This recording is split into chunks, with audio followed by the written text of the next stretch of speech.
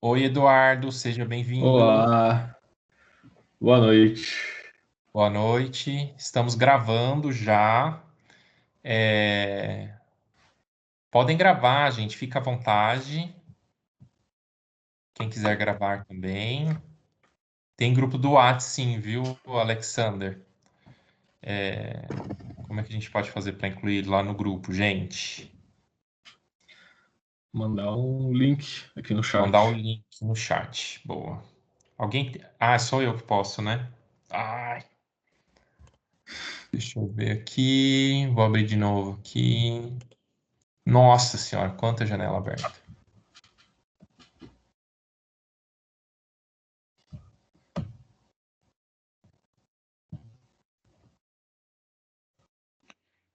Link no chat.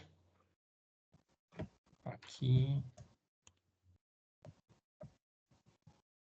Convidar via link. Copiar link.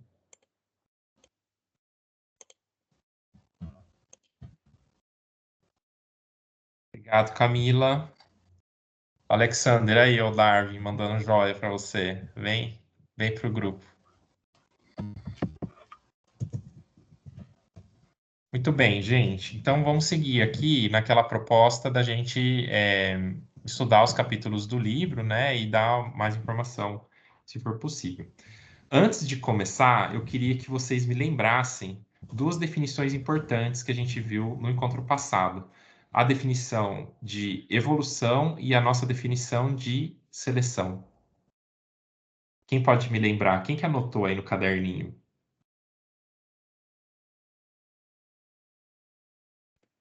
Eu anotei, só um minutinho. Também. Pode falar? Boa, pode. Pode falar. Evolução é a mudança ao longo do tempo. Perfeito. Aí, se alguém quiser falar seleção. Eu anotei, eu coloquei que a seleção natural, né, é a reprodução diferencial, que é a quantidade que o Ótimo. indivíduo deixa na próxima geração. Ótimo. Obrigado. Obrigado, Júlia. Hoje a gente vai adicionar nesse vocabulário nosso aí mais duas definições. E vocês podem, Amanda, se eu tiver errado, você por favor me corrige, tá? Que a gente não conversou sobre isso. Vou abrir uma lousinha aqui para a gente se comunicar. Mais duas definições, então. Vocês estão vendo minha lousa? Sim, tá carregando. Está carregando, né?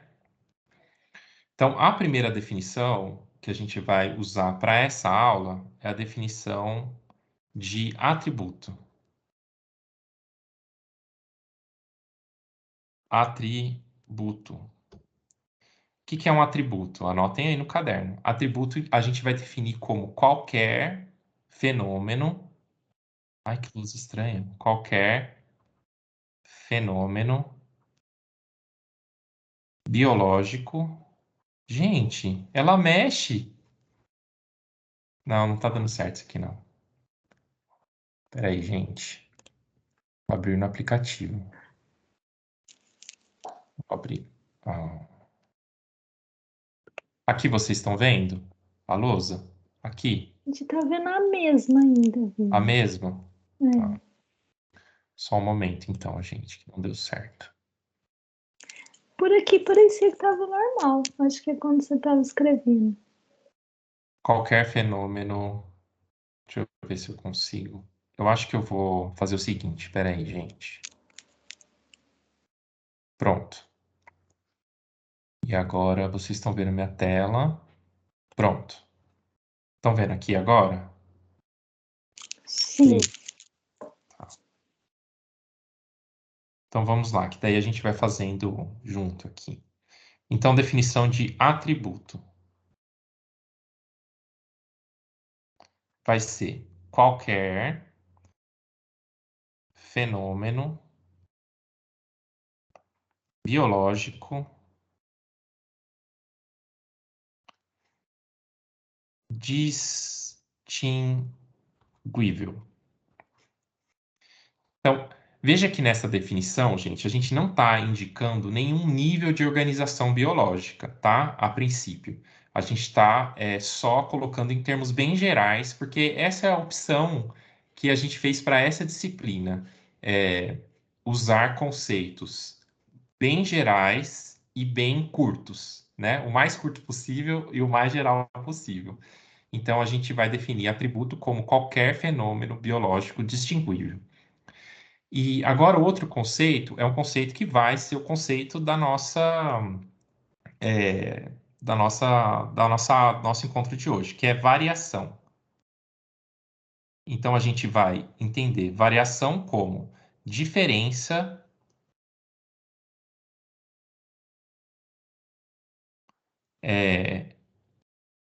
entre atributos. Peraí. Vou colocar diferença entre atributos.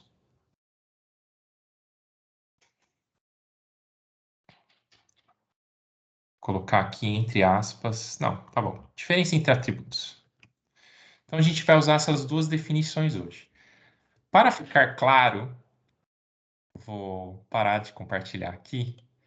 Eu vou pedir para vocês, a gente vai, em geral, pensar no nível da espécie, nos atributos da espécie. A gente vai pensar num atributo nosso. E o atributo que eu quero que a gente pense, tá? É na nossa mão. Então, vou pedir para vocês colocarem a mão na frente da tela, assim, ó. Quem mais? Pode abrir a tela, gente. Coloca a mão. Boa. Tá vendo? Então, a mão, ela é um atributo nosso, tá? Do indivíduo aqui dentro da nossa espécie. Dentro da espécie tem vários indivíduos, tá? Nós somos indivíduos da mesma espécie. E a mão é um atributo, é um fenômeno biológico que eu consigo distinguir, que eu consigo medir, né? Consigo medir o tamanho da mão, consigo medir a forma da mão. Isso é um fenômeno biológico distinguível dentro desse nível de organização, certo? E o que é variação? Olha só, gente. Olhem para minha mão, depois olhem para a mão da Camila. Elas são iguais? Existe diferença entre uma mão e outra? Sim. Existe. Existe, né? Que belas linhas da vida. Se desse também pra gente ter uma escala, né? Daria pra ver diferente de tamanho. Sim. Então, essa diferença entre a minha mão e a mão da Camila é o que a gente chama de variação. Então, da minha mão para a mão da Camila houve variação, da minha mão para a mão do Danilo houve variação, da mão do Eduardo para a mão da Amanda também teve variação, da Glória para o Danilo também teve variação. Em geral, gente, os atributos, eles são sempre variáveis. Os fenômenos que a gente consegue distinguir no nível do indivíduo, dentro das populações, são sempre variáveis, tá? E aí, aqui, para começar a nossa aula, eu separei uma frase do Darwin mesmo, do próprio Darwin, que é a introdução do resumo do capítulo que fala sobre seleção natural, e ele fala o seguinte, ó. Os seres orgânicos apresentam diferenças individuais em quase todas as partes da sua estrutura. E isso não pode ser contestado. Essa frase não é uma frase que está entre as frases mais famosas do Darwin, né? Existe uma série de frases famosas do Darwin, a frase que ele explica seleção natural, o último parágrafo do Origem das Espécies também é um parágrafo bem conhecido, né? Que fala do Entangled Bank, que é difícil de traduzir para português, ninguém sabe como traduzir. Mas essa frase aqui, gente, para mim, ela é fenomenal, assim. Por quê? O Darwin, com essa frase aqui, ele está sintetizando uma parte do pensamento que mudou a história da humanidade, né? Porque antes de Darwin, o que a gente pensava quando a gente olhava atributos, então, quando a gente olhava a mão, a gente olhava para as semelhanças e falava assim: olha, todo mundo tem mão, todo mundo é da mesma espécie, as mãos são todas iguais. Aquilo que varia né, entre uma mão e outra são apenas imperfeições, né? Então são coisas irrelevantes. E esse tipo de pensamento pré-darwiniano a gente vai chamar de pensamento tipológico, tá? Vocês estão aí na minha telinha? Ah, não, veio para cá, né? Ah, droga. Peraí, gente, vocês estão na tela que tá O arquivo, Vinícius, o a gente tá vendo. arquivo. Ah, deixa eu ver aqui. Ele está pegando para compartilhar a tela 2. Ah, agora a tela 1. Então, aqui a gente vai discutir um pouco disso, ó. Pensamento. Eu já conversei com alguns de vocês. Tipológico. Vezes o pensamento populacional. Então, no pensamento tipológico, a gente olhava para os atributos, né, para esses fenômenos distinguíveis dentro do indivíduo, de uma espécie, e falava: olha, todo mundo é mais ou menos igual. O que tem de diferença entre eles são apenas imperfeições. O Linneu foi um grande fomentador do pensamento tipológico, porque ele usava as estruturas, os atributos, para caracterizar as espécies e falava: olha, toda espécie que tem esse atributo, que é semelhante em todas, pertence ao mesmo grupo. As espécies que são diferentes vão ser outro grupo, né? Tem atributos, são outros grupos porque têm atributos diferentes, né? Então, antes de Darwin, gente, não existia a gente olhar para essas diferenças dos atributos. A gente desconsiderava essas variações. Mas para Darwin, olha o que o Darwin fala. Ele fala assim: olha, todo mundo varia. Isso não pode ser contestado. Se a gente parar para olhar, tudo varia na natureza. Sempre de um indivíduo para o outro vai ser diferente, né?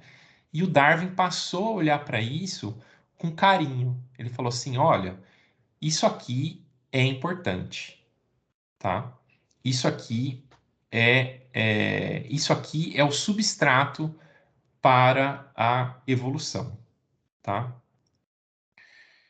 Então há essa quebra de paradigma quando Darwin passa a pensar na teoria evolutiva do pensamento tipológico para o pensamento populacional, né? Aqui a variação não são imperfeições, a variação é o substrato da evolução, né? Porém, Darwin, o próprio Darwin, ele não conseguia explicar de onde vinham as variações, né?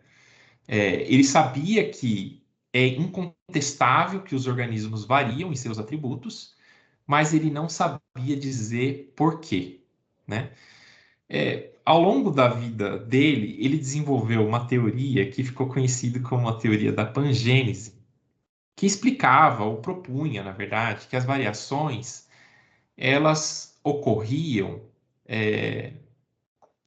a partir de modificações que os indivíduos ganhavam ao longo da vida, né?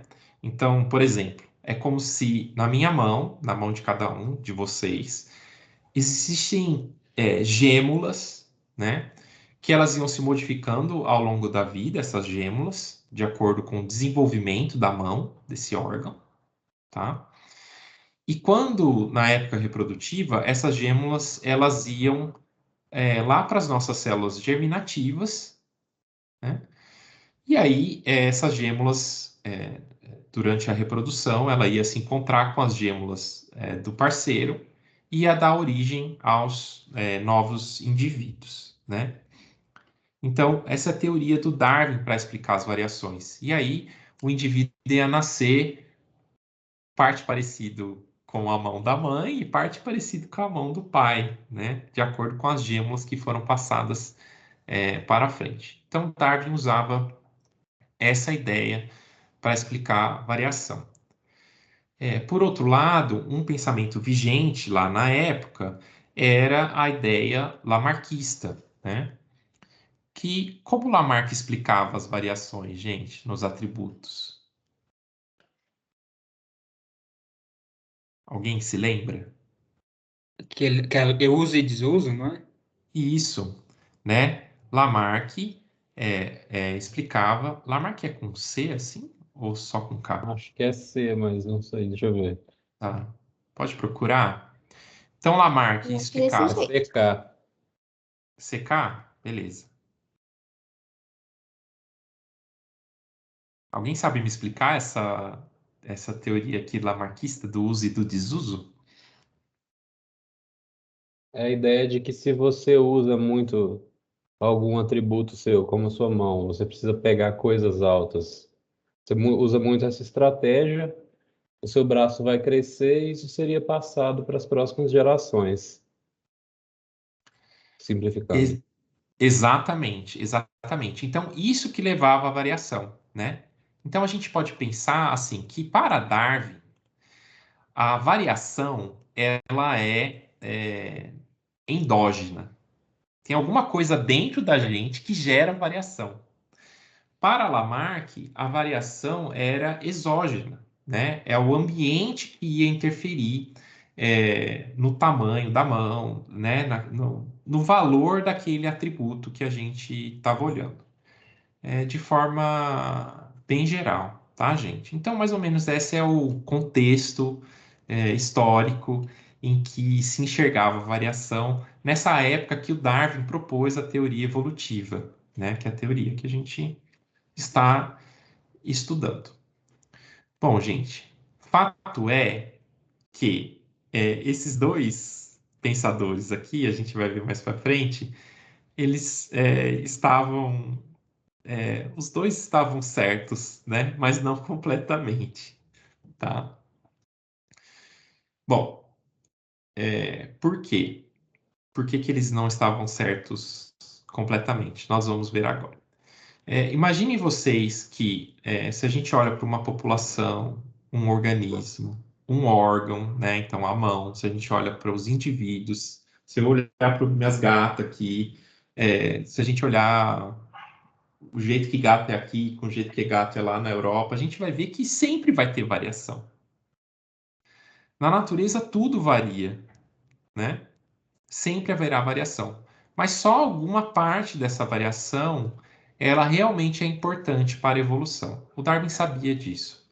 Vocês conseguem me dizer qual é a parte importante da variação? Qual é a variação importante para a evolução? É a variação que Questão garante uma vantagem. A variação que garante uma vantagem. O que E que mais? se Alguém falou passa alguma ao coisa longo aí? das gerações. Isso, variação genética.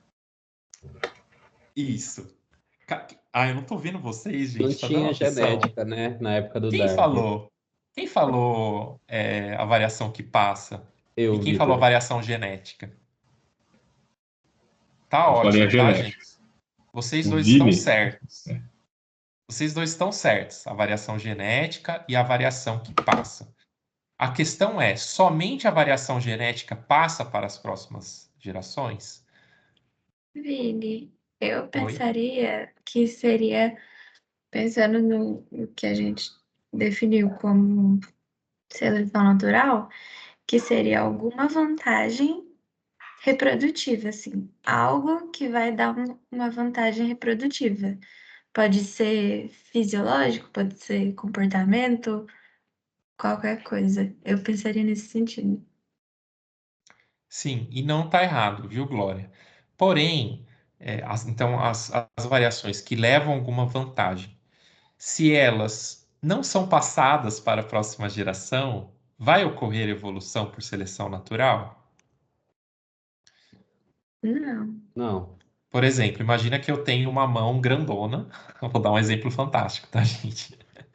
Eu tenho uma mão grandona e isso garante que eu tenho um montão de filhos assim no mundo. Só que os meus filhos têm a mão pequena. Entende? Faz sentido? Faz sentido. Faz sentido, né? Então, as variações importantes são aquelas nos atributos que são herdáveis, né? Então, o que importa é essa variação herdável, né? As variações genéticas, elas são herdáveis? elas podem ser herdáveis, sim. Mas outras variações também fenotípicas também podem ser herdadas também, né? Fala, Amanda. Não, Herdada. sim, eu só queria comentar um negocinho que eu achei bem interessante essa ideia que o pessoal trouxe da variação da variação importante ser também aquela que é benéfica. Mas aí é legal pensar porque quando o Vini pergunta qual é importante para a evolução, a gente está pensando lá na frente, assim, no momento da mudança.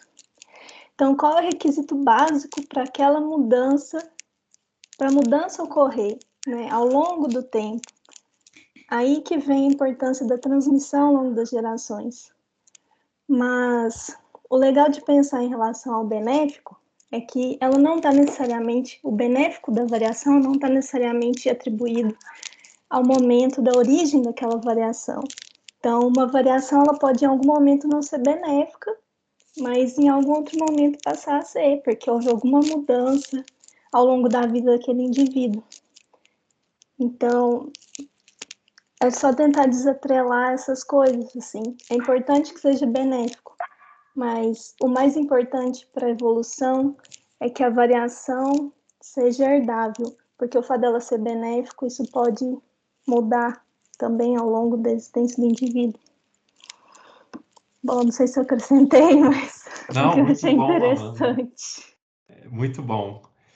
E aí, a Júlia colocou aqui que a evolução não é uma linha, mas uma teia. Isso é verdade. A gente vai ver no capítulo que a gente fala de descendência, com certeza a gente vai falar sobre isso. Mas isso, gente. Então, a variação importante é a variação que é herdável. Agora, por que a gente fala que a variação importante é a variação genética? Porque, de alguma forma, colocaram na nossa cabeça aí que as variações genéticas são as únicas que são herdáveis, tá?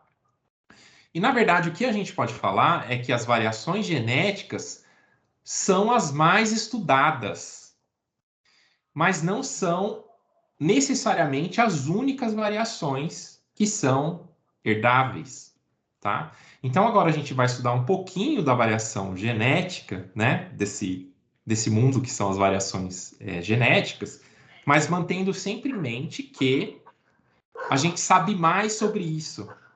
Mas existem outras variações que a gente sabe pouco. E aí a gente comenta no final, tá? Bom, gente, vocês sabem que o início do estudo da variação genética e da herdabilidade dessas variações vai ser contemporâneo ao Darwin, que foi feito por esse monge austríaco que era o Gregório Mendel, né? Então a gente tinha de um lado Carlos Darwin e tinha de outro lado o Gregório Mendel. E essas pessoas elas nunca se encontraram. O Gregório provavelmente leu os trabalhos do Carlos, ou do Charles. Acho que Charles é até mais legal, do Charles. Mas o Charles não leu os trabalhos do Gregório, tá? Então, o Charles morreu sem saber daqueles trabalhos com ervilhas, tá? Mas, no começo do século XX, lá em 1904, 1905, três botânicos... Gente, vai vendo que na história da teoria evolutiva, tá, Amanda? Desculpa, mas tem muito botânico, né? Tem muitos botânicos, e esses botânicos foram muito importantes. Então, o Mendel era um botânico, trabalhava com reprodução das ervilhas, né? E depois, lá no começo do século XX, outros três botânicos, eles descobrem esses trabalhos do Mendel, né? E começam a testar também em outras plantas, e depois passaram a testar em animais também, e viram que, olha, esses resultados, eles fazem sentido que esse cara encontrou. E aí, então, a gente tem um pouco da explicação genética, né, da variação, um pouco da explicação da variação fenotípica, então aquela variação que a gente enxerga nos organismos, como é a nossa mão, com base genética, com aquilo que os indivíduos portavam dentro deles. E o Mendel chamou isso de determinantes materiais. Ele não chamou de gene, tá, gente? O nome gene vem depois, mas lá no trabalho dele, ele chamou de determinantes materiais. E isso tem duas implicações importantes aqui para a gente. Primeira implicação é que se eles são materiais, eles são entidades físicas, né? O Mendel, com os experimentos que ele fez, ele consegue chegar a essa conclusão que esses fatores, eles existem, tá? São entidades físicas, apesar da gente não conseguir enxergar eles, né? Não se conseguir enxergar na época, eles existem. Então, os determinantes materiais são entidades físicas. Eles existem no mundo material, tá? Além disso, o que ele coloca, né, se ele chama de determinantes, é que essas entidades afetam o fenótipo. Elas são determinantes, né?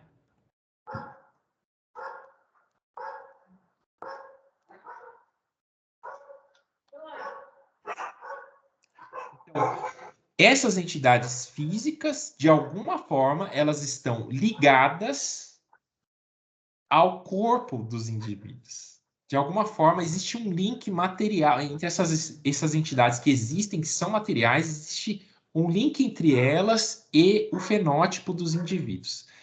Essas palavras genótipo e fenótipos não existiam na época, tá? Elas vão ser criadas no começo do século XX também, essa nomenclatura, mas para o Mendel não existia. Mas ele chegou a essa conclusão.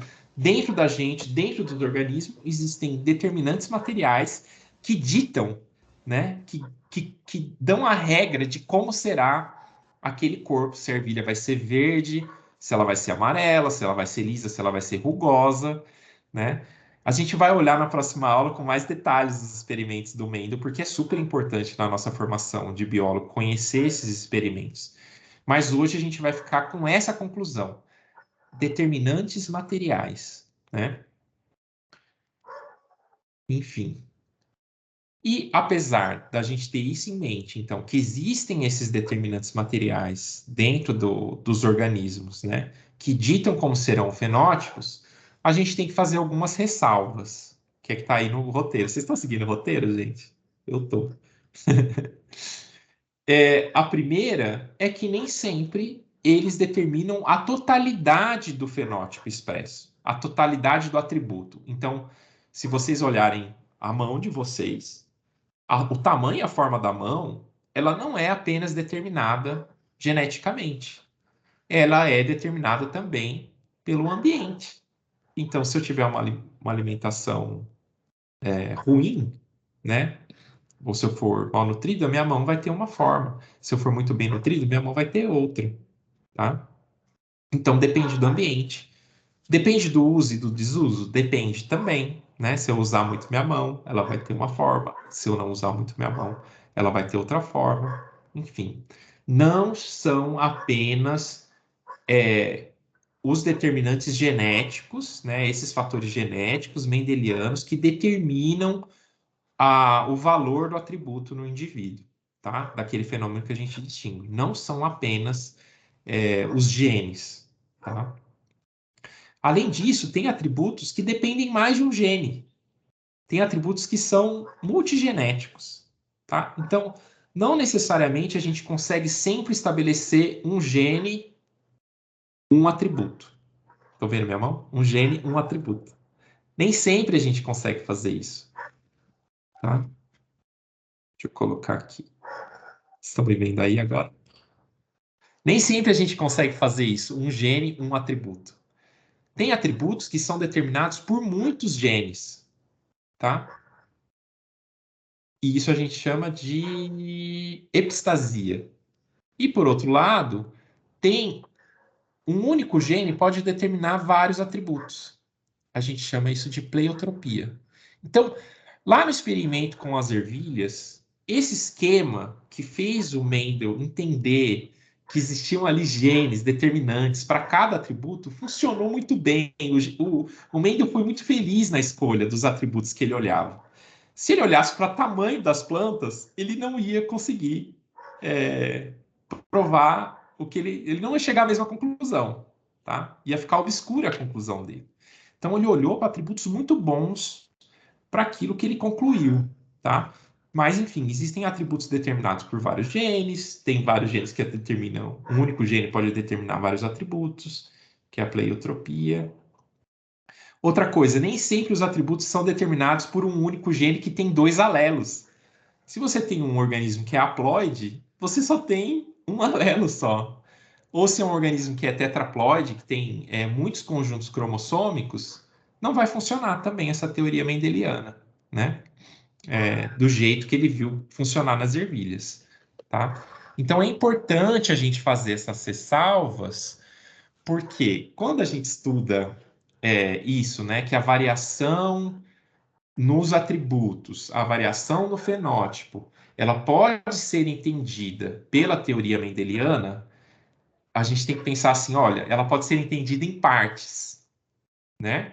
Porque existe uma infinidade de organismos, uma infinidade maior ainda de atributos, né, que a gente consegue distinguir nesses organismos, e esses atributos podem variar por outras causas que também podem ser herdadas, né? E nem sempre, mesmo que seja causas genéticas, nem sempre vai ter variação mendeliana, nem sempre vai ter uma determinação mendeliana, tá? Feita todas essas ressalvas, apesar disso tudo, lá em 1953 foi publicado a dupla hélice do DNA. E quando isso é descoberto, né, entre aspas, porque nada é descoberto, né, gente? As coisas levam muitos estudos, muitas pessoas envolvidas, não são só 2 homens brancos, tem várias pessoas, né? Nesse caso é um caso clássico aqui de uma mulher que foi deixada de lado, né? Que é a Rosalind Franklin. Mas quando isso é mostrado ao público, então, olha, é o DNA que são esses fatores determinantes materiais mendelianos, a gente fecha uma história muito bem, né? Fica muito bonitinho que o DNA determina como serão o corpo dos organismos, né? Como serão os atributos dos organismos, né? Fica fechadinho. E ali, então, a gente estabelece que é aonde está toda a informação, é a informação única e última de como será o corpo dos organismos. Essa história se fecha, né? Mas ela não é totalmente verdadeira. E a gente vai seguir aqui para falar mais para frente por que que não, tá? Por que que não são só as variações genéticas, não são as variações últimas para a evolução. Mas a história se encaixa. Olha, o Mendel falou de determinantes materiais, então eles existem, né? E eles estão ligados para o fenótipo. Quando se descobre a dupla hélice do DNA, você encontra isso, você fala, olha, a materialidade aqui é essa molécula, o DNA, né? E a gente descobre o link do DNA com as proteínas.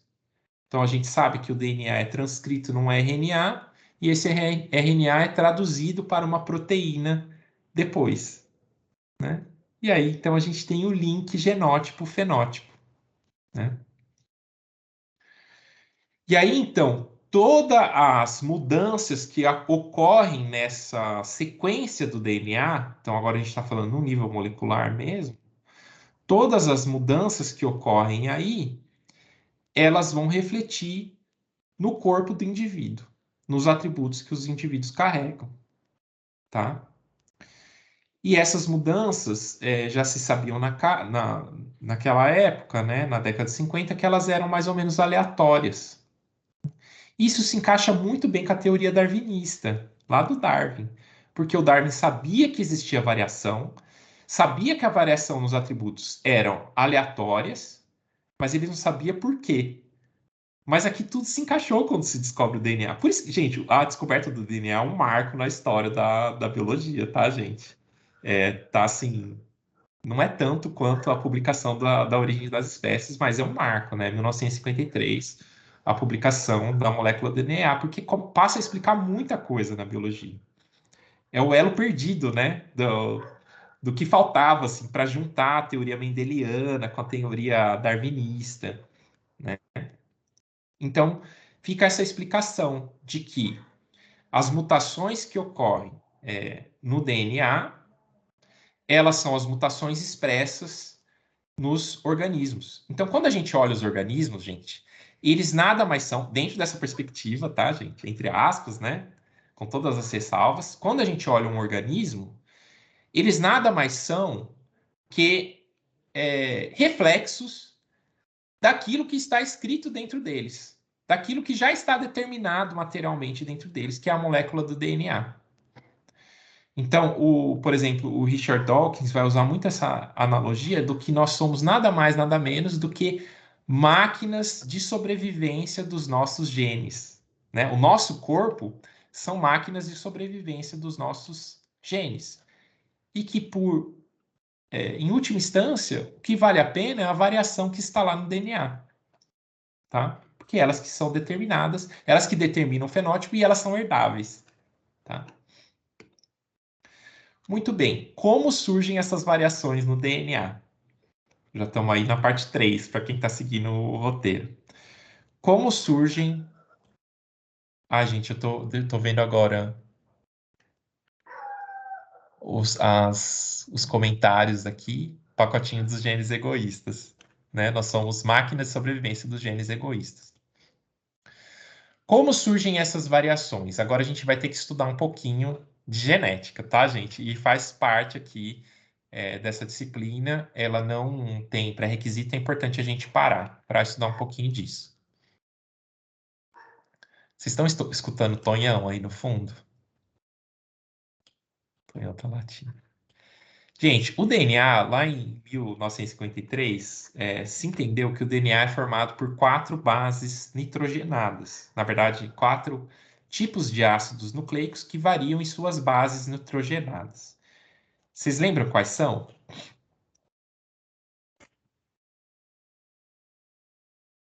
Quem lembra, Adenina, gente? citosina, timina e guanina. Adenina. Ó o prof falando, né, Pedro? Adenina, Citosina, citosina, guanina, guanina, timina. timina, né? Isso. Que a gente conhece como ACGT. A gente simplifica para isso, mas na verdade isso ele é um símbolo para o nucleotídeo como um todo, tá? Não apenas para as bases nitrogenadas.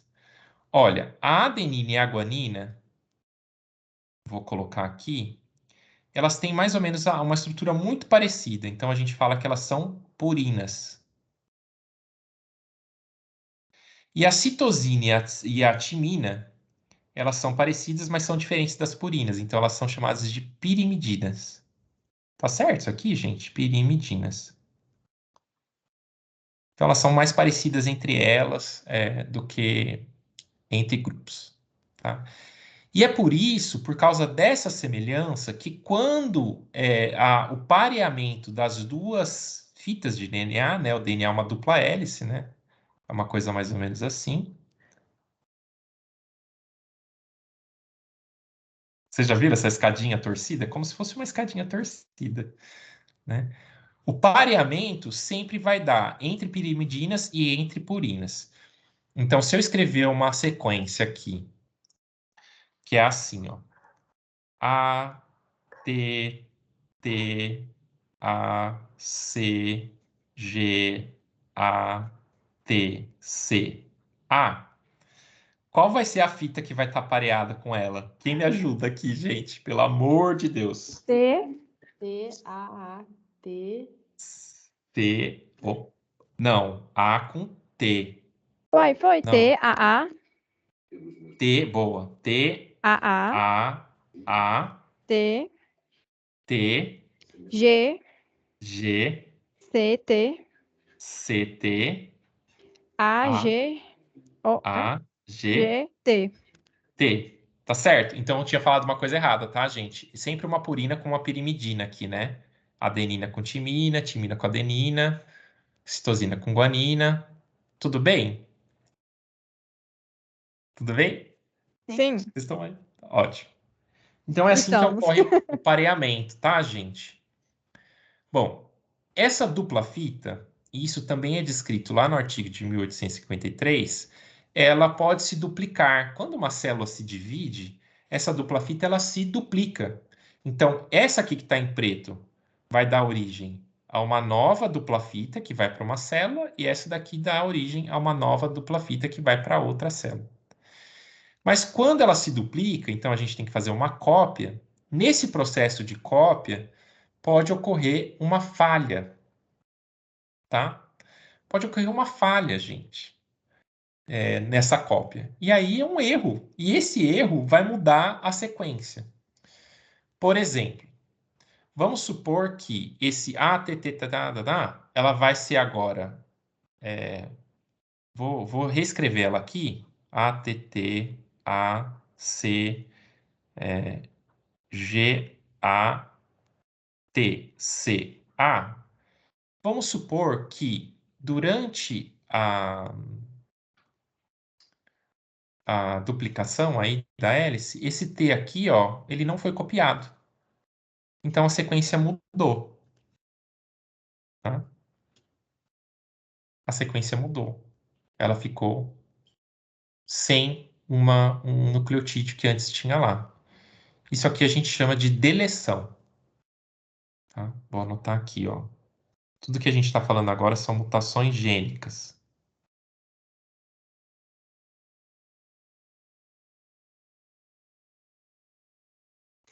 Então, as primeiras que a gente está falando aqui é do tipo deleção.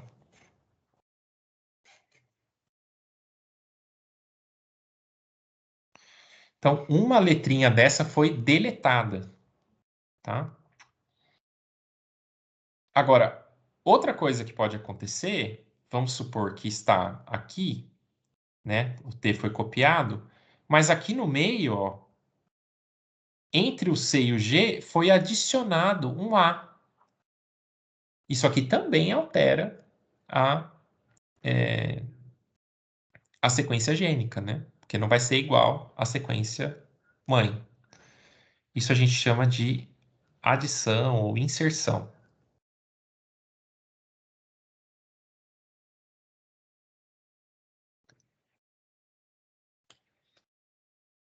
E uma outra coisa que pode acontecer também é a sequência, né? Que era a ATT, ATT, ACG, ATCA, original, ela era assim. Ela, em vez de ter um T aqui, vai ocorrer uma substituição por um A. Então, ela permanece com o mesmo tamanho, né, daquela sequência, mas houve uma substituição. Então, esse é outro tipo de mutação gênica.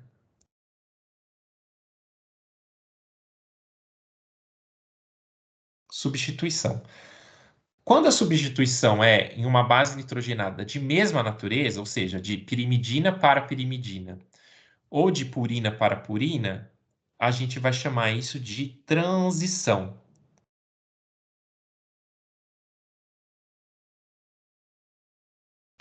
Quando há uma inversão da natureza da base nitrogenada, então houve uma troca de pirimidina para purina, a gente vai chamar de transversão.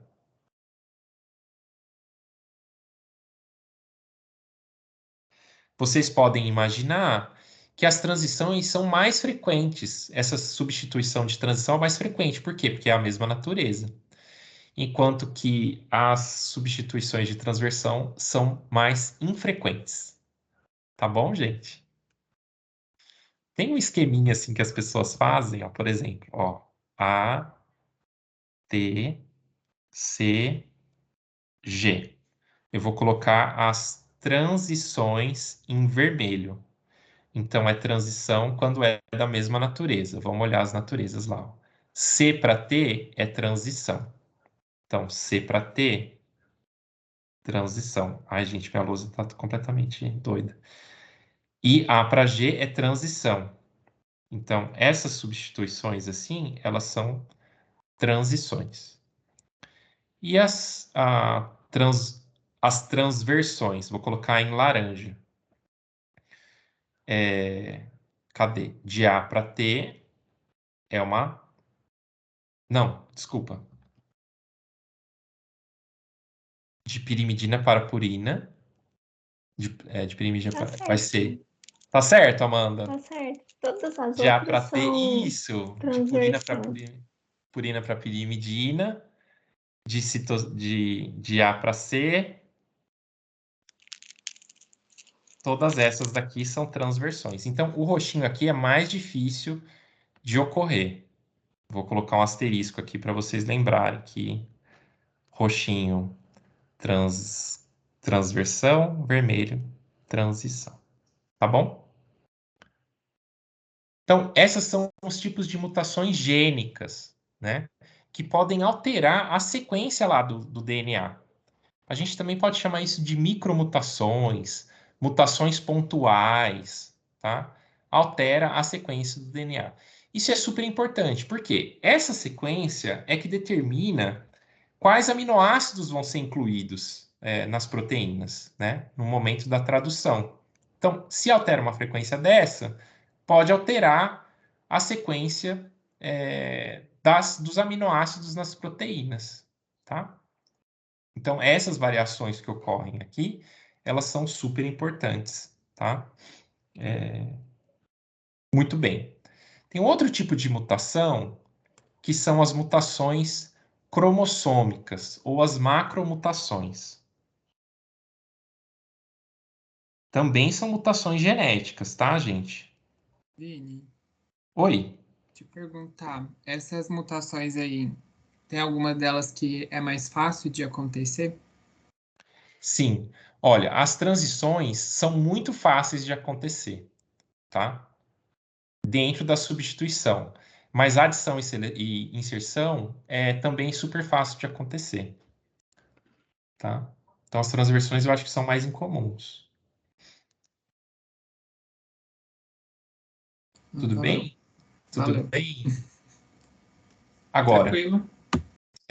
uma coisa que é importante, Danilo, ressaltar aqui é que se essas mutações elas podem ocorrer em qualquer lugar do genoma, né, do DNA que está dentro de uma célula, a maioria delas vai ocorrer em locais que são não codificantes, que não codifica nada para uma proteína. Não tem ali uma sequência que dita como uma proteína vai ser. Tem uma sequência que não dita porra nenhuma. O que isso quer dizer? Quer dizer, e assim, 90% do nosso DNA não codifica para nada, tá? São sequências que estão ali, dali não saem RNA e dali não saem proteínas, tá, gente? Não tem informação para proteína. Então, a gente pode dizer que a maioria das mutações gênicas, elas são mutações neutras, tá? Elas ocorrem em regiões do DNA que são não codificantes. E isso, então, não tem efeito nenhum para a evolução por seleção natural. Porque para ter efeito na evolução por seleção natural, tem que ser expresso lá no fenótipo, tem que alterar o atributo, né? Se não ocorre nada, se não codifica para nada, não vai alterar o atributo. Então, essas mutações são neutras. Essa ideia de que a maioria das mutações são neutras é da década de 80, né? Foi feito por um pesquisador japonês chamado Kimura, né? E Famoso K2P. E imagine, então, quanto tempo... E, assim, na época foi um baque a gente imaginar, não, mas como assim a maioria das mutações são neutras, né? A maioria E a gente pensava que a maioria das mutações era importante para a evolução, por seleção natural, né? Mas depois, com a publicação do genoma, se viu de fato que, apesar da gente ter um genoma enorme, a gente tem em torno de 20 mil genes apenas, né? Então, a gente tem pouquíssimos genes, né? E, Vini, é nessas mutações aí que você falou das regiões não codificantes, é que é expressa a diversidade genética em si? Ou não? Ela vem daquele outro fator do crossing over? Não, aí tem uma diversidade genética também, né? A gente pode olhar a diversidade genética olhando para essas sequências não codificantes. Vou falar sobre isso mais para frente, você me lembra, Daninho, tá? Então, a gente pode olhar para essas sequências não codificantes, né, neutras, para entender variabilidade genética, tá? Isso é importante para a evolução para a seleção natural? Não, porque são não codificantes, tá? Tá, muito bem. Então, além das mutações gênicas, a gente tem as mutações cromossômicas, ou as macromutações. Por que que a gente chama assim? Porque aqui a gente está olhando para o cromossomo, tá, gente? Que é um DNA enrolado. Então, o nosso DNA, ele não tá. Vocês sabiam que o nosso DNA, se a gente enfileirasse ele, o DNA de uma célula, se a gente enfileirasse ele, assim, ó, concatenasse, né, desenrolasse ele teria 2 metros de comprimento. Então, como você coloca uma molécula de 2 metros, uma linhazinha, né, uma linha bem fininha, de 2 metros dentro de uma célula? Não tem como colocar a não ser enrolando, né? Enrolando e aí você vai enrolar. Sabe quando você vai enrolando uma linha, ela se enrola nela mesma? Se você continuar enrolando, ela enrola de novo. Então, o nosso DNA, ele está enrolado mais ou menos 8 vezes, tá? Nele mesmo. E em algumas proteínas que são as histonas. Então, ele está todo enovelado. E aí ele forma uma estrutura que parece um trenzinho assim, gente, ó. Tá?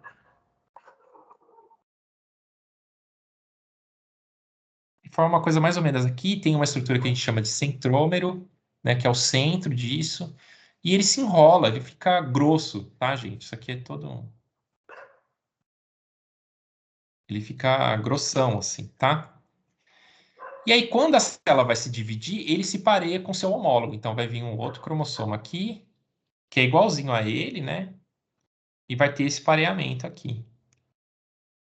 Ai, gente. Vocês usam canetinha aí? Então, vai ter esse pareamento. O que pode acontecer nesse pareamento? Pode acontecer que os cromossomos eles troquem, né? Nossa, eu já estou falando coisas lá para frente, né? Já estou falando de crossing over. Mas pode acontecer, gente, que os cromossomos, eles, por exemplo, se invertam. Então, imagina que eu tenho um gene que está aqui e outro gene que está aqui, ó. Vou colocar ele de vermelhinho. Eles têm esse locus aqui dentro do coisa. E quando isso aqui for para outra célula, naquele cromossomo ali, vai ter lá o cromossomo. Só que o pretinho ficou para baixo e o vermelho ficou para cima. Então, aquela parte toda do cromossomo se inverteu, tá? Pode ser que uma parte do azul venha para o roxo. Então, aqui a gente não vai ver roxo, a gente vai ver azul. Tá? Pode ser que uma parte do cromossomo seja perdida. Então, o cromossomo ficou mais curtinho aqui. E pode ser, claro, que esse cromossomo ele seja duplicado. Então, a gente vai ter 2 roxinhos. E aí são aquelas síndromes, né? A mais famosa que a gente conhece é quando o cromossomo 21 tem 3 cópias, né? Que é a trissomia do 21, que dá origem à síndrome de Down. Então, essas são as mutações cromossômicas, né? Que são, então, mutações no nível do cromossomo. Então, a gente não está olhando pontualmente para a sequência de DNA, a gente está olhando para o cromossomo como um todo, o que pode acontecer. Tá? Tá bom, gente? Aqui então, esses erros eles são mais ou menos aleatórios, então isso batia mais ou menos com a teoria do Darwin.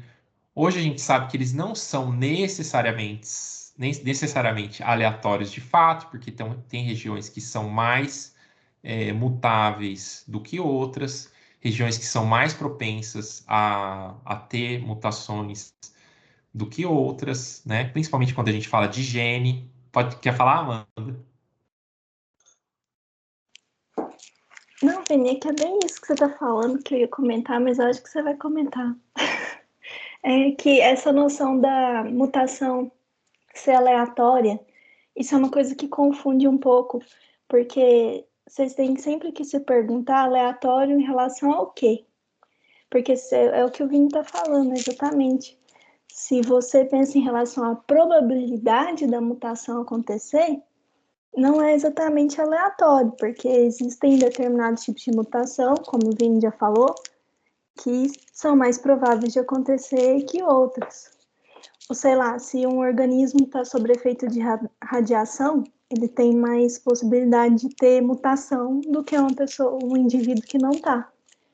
Então, nesse sentido, ela não é aleatória. A mutação é aleatória em relação ao efeito que ela vai ter no fitness. É nesse ponto que ela é aleatória. É em relação a se ela vai ser benéfica ou não. Então, assim, a mutação não surge para favorecer um indivíduo, né, Vini? Eu acho que é esse ponto, assim. Exatamente, assim, ela não tem... A gente vai continuar discutindo isso, né? Se as mutações são favoráveis, mas na verdade a maioria das mutações elas são desfavoráveis, né? Por quê? Porque ela vai quebrar uma sequência que está funcional, né? Agora, pode ser que ao invés de quebrar a sequência que é funcional, ela vai melhorar a funcionalidade daquele produto. Aí vai ser selecionado positivamente, né? Mas a maioria das vezes o que acontece? O organismo tem uma mutação, né? Se for uma mutação num gene importante, o organismo morre, né? Ou não, nem nasce, né? Só pensando assim, no ambiente onde o indivíduo está. Se ele estiver num ambiente muito quente, a mutação é aleatória no sentido de que não existe uma maior probabilidade dele ter uma mutação que vai favorecer ele a sobreviver naquele ambiente quente. A mesma coisa da radiação, né? Ele tem mais probabilidade de ter mutação se tiver sob radiação, mas não quer dizer que ele tem mais probabilidade de ter mutações que vão favorecer ele a sobreviver naquele ambiente com muita radiação. Exatamente. Né? É o que você está falando, Vinho. Não, tá ótimo, Amanda. Sempre pode falar, esclarecer, isso é muito bom, viu? Pessoas, vocês estão aí? Estamos todos aí? Estamos aqui, Vini. Ótimo. Estamos aqui. Ótimo. Gente, Tá tudo bem?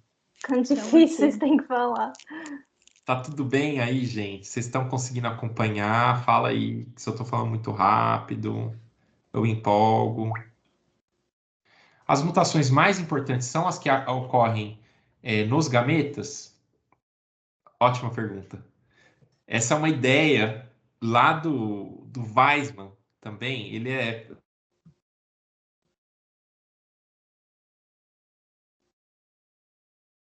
Travou para mais alguém aí? Travou aqui também. Para mim também. Bom. Vamos Alô? esperar para ver se ele... voltou. Voltei. Voltou. A pergunta que foi pesada demais. Então, Lucas, então essa ideia de que as mutações, somente as mutações da linhagem germinativa que podem ser carregadas adiante e causar variação, né, no fenótipo nas próximas gerações.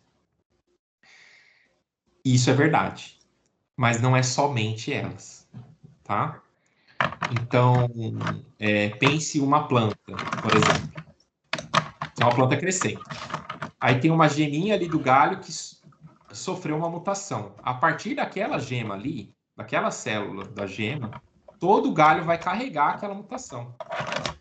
E ali todas as flores vão ter aquela mutação também, tá?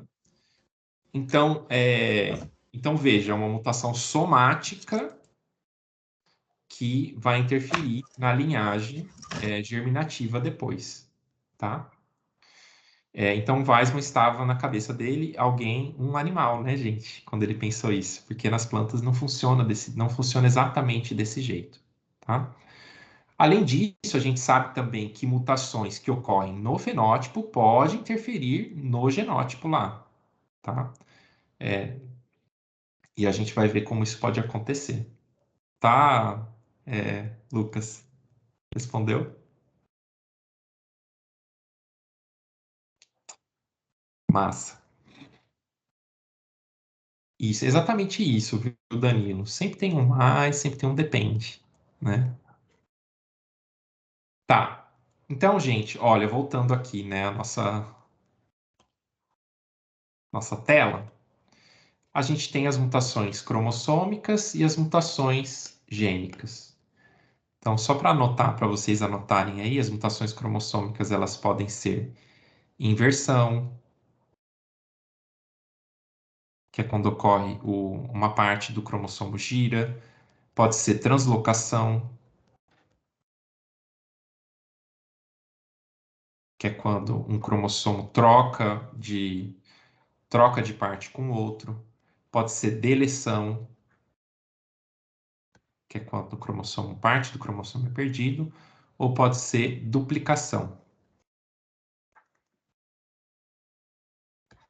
que é quando o cromossomo, então, é duplicado, né? Como no caso que a gente viu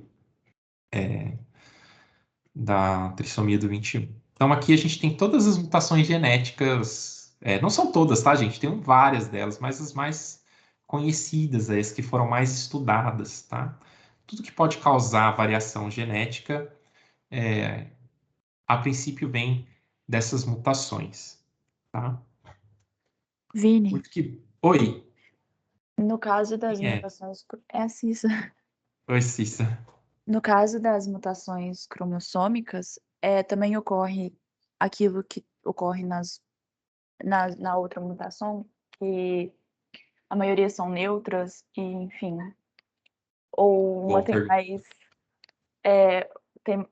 ocorre mais do que a outra, assim, tipo, em influências disso, sabe? Fiquei um pouco em dúvida. Uhum. Boa pergunta, Ceci. Olha, eu nem sei responder sua pergunta em partes, eu só consigo imaginar. Se você tem, por exemplo, uma inversão, aquele DNA aquele cromossomo vai continuar funcional, ele está íntegro, ele tem toda a informação genética que tinha nele está lá ainda. Uma translocação, a mesma coisa. Todo o genoma ainda está íntegro, só mudou o cromossomo, mas aquela parte do cromossomo está em outro lugar. Então, aqueles genes que estavam ainda estão lá, tá? Agora, quando você tem uma deleção, aí você perdeu a informação, né? Parte do cromossomo foi embora. E também, quando você tem a duplicação, você tem as síndromes, né? Que a gente conhece. Então, depende de qual tipo que acontece.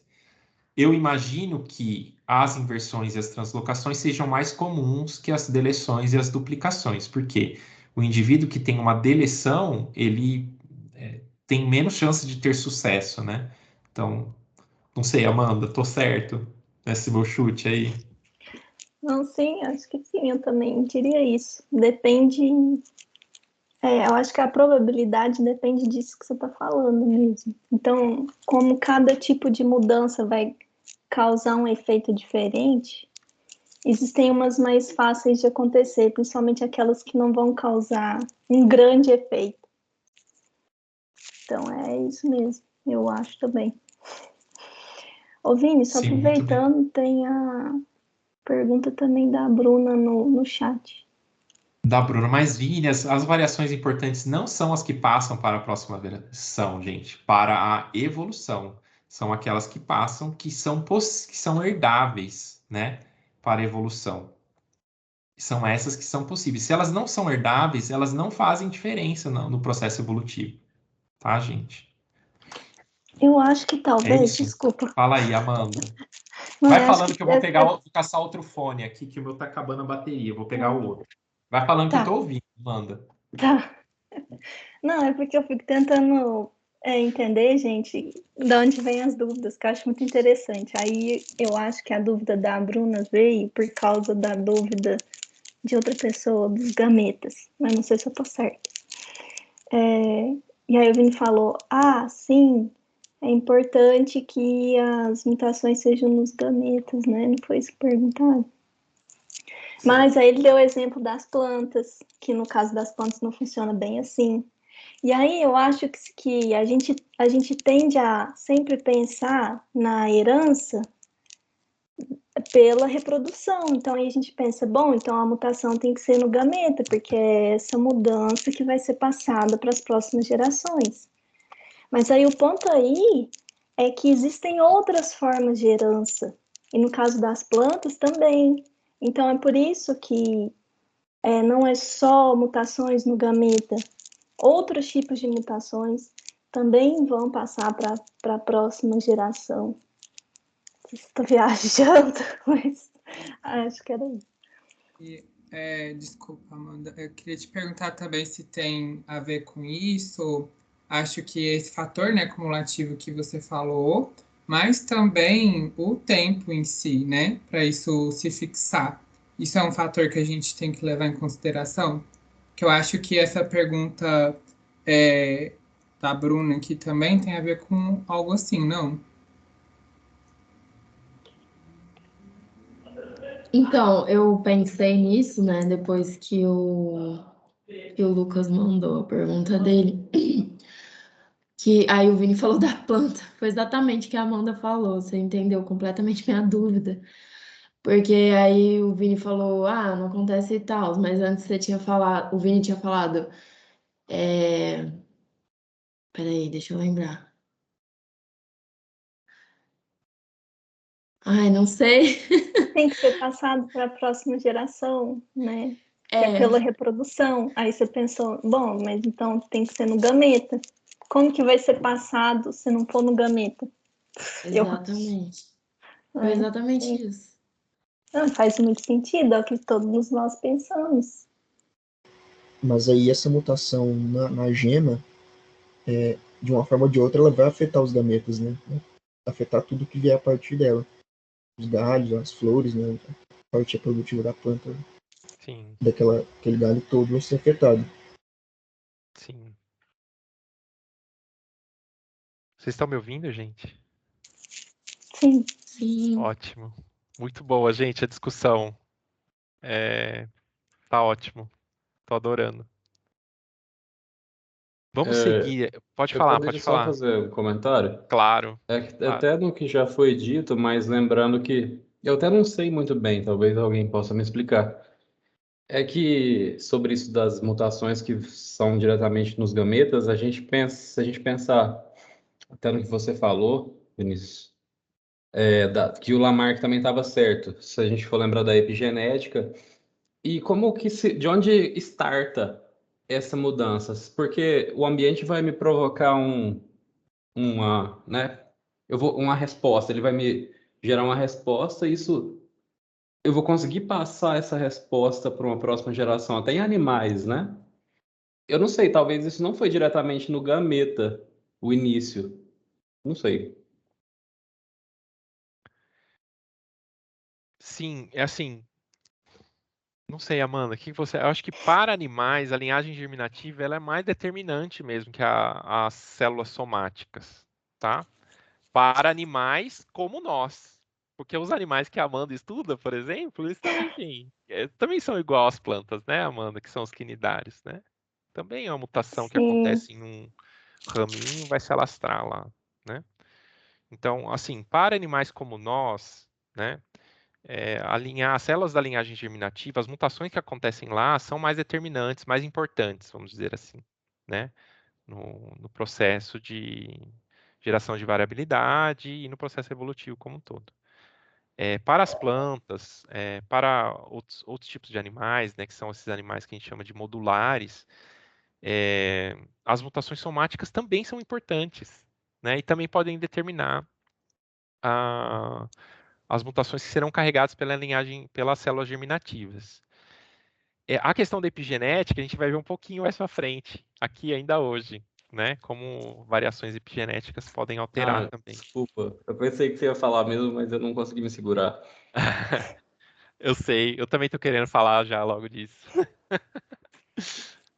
Tá, gente. Então, beleza. Então, já me perdi aqui no roteiro.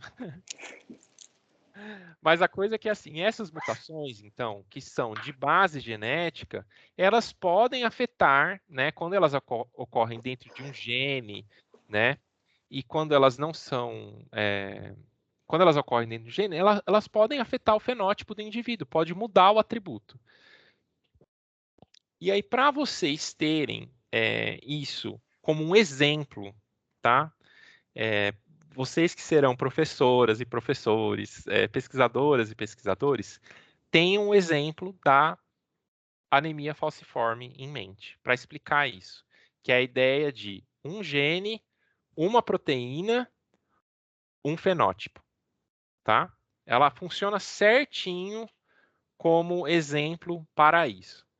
O que acontece na anemia falciforme? Você tem lá um gene que codifica a globina, a beta-globina, uma parte da hemoglobina do sangue, tá? Tem esse gene, tem um código lá desse gene na sequência do DNA, tem uma sequência lá, A, T, T, tá, tá, tá, tá, tá, tá, tá. E aí, uma única substituição, então você tem uma parte lá do código que é CTC, e ele tem uma substituição desse T por um A, e vai ficar CAG. O fato de ter essa única substituição pontual faz com que haja uma troca de aminoácido na proteína da beta-globina. E esse aminoácido vai passar de ser um glutamato, vai passar a ser uma valina, que são aminoácidos que têm naturezas diferentes. Não sei se vocês lembram, mas tem os aminoácidos que são mais ácidos, mais básicos, né? Tá certo isso, gente? Eu não lembro, mas tem aminoácidos que têm naturezas diferentes. E aí, ao trocar esse aminoácido glutamato para valina, a beta-globina muda de forma na hora dela se enovelar, na hora que dá aquela estrutura tridimensional. Como ela muda de forma, ela consegue carregar menos oxigênio. E a pessoa, então, vai ter anemia. Ácidos básicos, hidrofílico e hidrofóbico. Hidrofílico e hidrofóbico. Né? Então, ela passa a carregar menos oxigênio, a pessoa tem anemia. Além disso, a hemoglobina toda ela fica com uma forma de foice. Por isso que chama anemia falciforme. Carrega menos oxigênio, hemoglobina em forma de foice. Então, esse exemplo é lindo, porque ele é certinho. Uma substituição pontual altera um aminoácido na proteína, então é transcrito, traduzido, altera um aminoácido na proteína, altera a proteína, a forma 3D da proteína, e gera um atributo, gera uma variação lá no atributo, lá no organismo, no fenótipo. Não é lindo, gente? Vocês conhecem mais algum exemplo disso? Não, ninguém conhece. Por quê, gente? Porque é muito raro uma condição que é determinada por um único gene, né?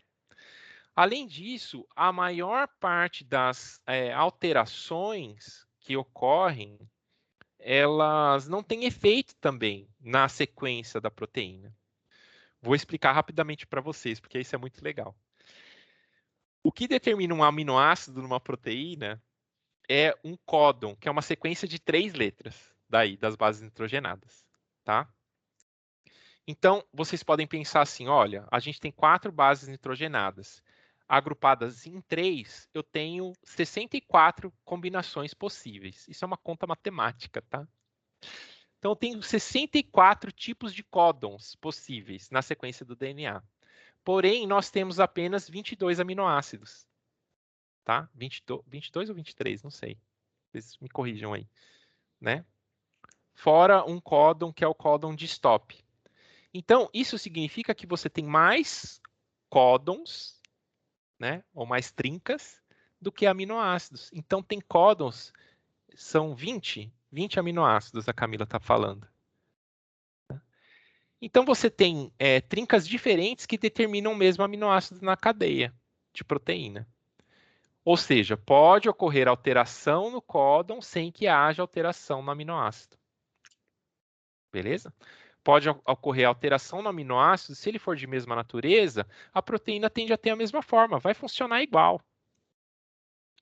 Então, olha que interessante, gente. Isso a gente fala que o código genético ele é redundante, né? Ele é resiliente às mutações que podem acontecer. Pode acontecer mutação e ele continuar funcionando. E não vai ter expressão no fenótipo. Né? Então, vejam que eu posso ter variação genética sem ter variação fenotípica. Tá? Eu acho isso muito interessante. Então, esse exemplo bonitinho, ó, um gene aqui alterou uma letrinha do gene, alterou a proteína inteira, que deu uma condição fenotípica ali da hemácia, que altera a condição do organismo como um todo, eu só conheço a anemia falciforme. Por quê? Porque existem mecanismos de resiliência para essas mutações. Primeiro, as mutações, a maioria acontecem em regiões que são neutras, que não codificam para nada, que é a maior parte desse DNA de 2 metros que a gente tem dentro de cada célula. Tá? 90% pode acontecer tranquilo, não vai mudar nada. Tá? Agora, se acontecer nos 10% lá, acho que até menos, né, Amanda? Até mais que 90%. Se acontecer no pouquinho que codifica, pode acontecer uma alteração sem que haja alteração da proteína no final. Tá? E se acontecer, provavelmente o indivíduo não vai sobreviver. E aí vai morrer. Então, vejam que nem sempre o exemplo é bonitinho, tá? Agora, o legal, Vini, é só ir pensando para que serve todo esse restante de DNA não codificante que no início que as pessoas começaram a estudar DNA, achavam que é DNA lixo, não serve para nada. E agora, gente, tudo isso tem uma função muito importante no que a gente vai ver mais para frente. Isso aí, Amanda. Cenas do próximo capítulo. Esse DNA tá aí, tem importância, gente. E esse entendimento começa lá nos anos 2000, né, com a publicação do genoma, falando, nossa, a maioria do DNA é lixo. Então é um entendimento recente, né? Plantou o plot. Então isso, gente. Então, quando acontece de uma mutação ser desfavorável ou favorável para o indivíduo e afetar a reprodução deles dentro da população e ter reprodução diferencial e for num atributo que é herdável, aí a gente vai ter seleção por evolução por seleção natural. Tá? Tem que acontecer tudo isso para acontecer evolução por seleção natural com base genética. Tá? Muito bem. Então, vocês falam assim, nossa, Vini, então só isso que a gente tira? Não, a gente pôde, a partir do conhecimento do funcionamento das mutações, da duplicação das fitas de DNA, isso trouxe muitos benefícios para o desenvolvimento da própria biologia. Por quê? Essas regiões não codificantes, por exemplo, como elas são neutras, elas podem acumular variação, né? Podem acumular variação de forma aleatória, porque não faz mal. Então, tem umas sequências que são sequências repetidas em tandem no nosso DNA. O que é uma sequência repetida em tandem? Vou mostrar para vocês aqui. Aí. Uma sequência repetida em tandem é uma sequência, por exemplo, que é assim, ó. A, T, A, T, A, T, A, T, infinito, A, T. Nossa sequência tá aí, ela não serve para nada. Não sei, né, Amanda? Eu acho que não serve para nada. Elas servem, eu acho, não servem, não? Elas sinalizam, tem algumas coincidências, se eu não me engano. Elas dão tipo um sinal que daqui a pouco alguma coisa vai acontecer, se eu não me engano. Mas eu posso estar errado, é do livro de genética mesmo. Amanda vai falar sobre isso. Não Eu não Ou sei. não. Viu, Vitor? Eu não sei. Então, a Amanda que fala. Eu acho que faz sentido, mas isso eu também não sei especificamente Eu vou sobre isso. procurar, depois eu Isso. trago. O que eu lembro, agora eu não sei se é exatamente a sequência em tandem, mas tem sim uns tipos de sequência no final de cromossomos que são muito repetidas e que elas servem para se dobrarem assim entre si no final, e elas ajudam na replicação de moléculas lineares. Mas, gente, eu sei isso muito assim por cima. Não sei se ajuda. Mas vamos supor aqui que na nossa sequência, esse AT está repetido 30 vezes. Tá? E no cromossomo homólogo, e vamos supor que isso aqui eu tenho, é meu, tá? Ele veio do meu papai.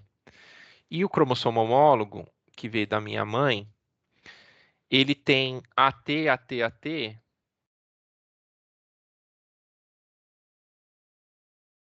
até o AT, ele não tem 30, ele tem 32 vezes. Por que que existe essa variação? Porque é muito fácil a DNA polimerase, nessa hora aqui, que é tudo muito parecido, ela dá uma escorregada e ela coloca uma duplinha a mais, ou duas a mais. Então, olha, se eu olhar para minha mãe, lá vai ter um AT-AT 32 vezes. E no meu pai vai ter um AT-AT 30 vezes. Tá? Isso aqui, gente, é a base para os testes de paternidade do ratinho. Lembra do programa do ratinho, que tinha os testes de paternidade? Era feito assim. A gente olhava para essas sequências repetidas em tandem, né? Então, eu tenho uma sequência que vem do meu pai, uma sequência que vem da minha mãe. Aí eu posso olhar para 10 sequências repetidas em tandem, né? E aí, o meu possível pai tem as 10 sequências, então ele é meu pai biológico, né? Isso é super importante também para a biologia forense, né? Então, você tem lá o sangue de uma pessoa que não é a vítima na cena do crime, né? E eu comparo as sequências em tandem dos suspeitos, né? Aquele que bater, não tem como, né? Então, esse entendimento, gente, né, da biologia molecular, das mutações, foi muito importante para esse desenvolvimento nesse campo da biologia, tá?